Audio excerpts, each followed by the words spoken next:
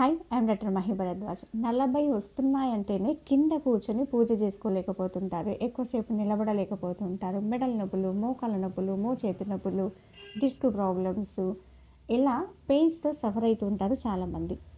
మీకు ఎప్పుడైనా చేతి విరిగిందా?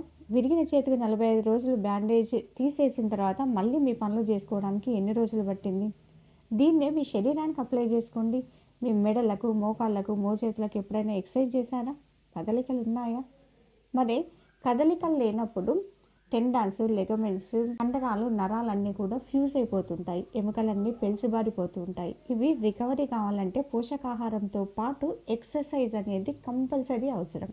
మీ ఇంట్లో పనులు మీరు చేసుకుంటూనే మొట్టమొదటిగా చేయాల్సింది ఏంటో తెలుసా? సూర్య నమస్కారం. సూర్య నమస్కారంలో శరీరంలోని అన్ని పార్ట్స్ పైన కరెక్ట్ వేవ్ లెంత్లో ఎక్సర్సైజ్ అనేది జరుగుతుంది. కాబట్టి ఫస్ట్ ఇది స్టార్ట్ చేయండి. మీకు ఎలాంటి సలహా అవసరం ఉన్నా కామెంట్ రూపంలో తప్పకుండా తెలియజేయండి. మీతో పాటు చాలామందికి అయితే షేర్ చేయండి. లైక్ చేయడం, సబ్స్క్రైబ్ చేసుకోవడం మర్చిపోవద్దు.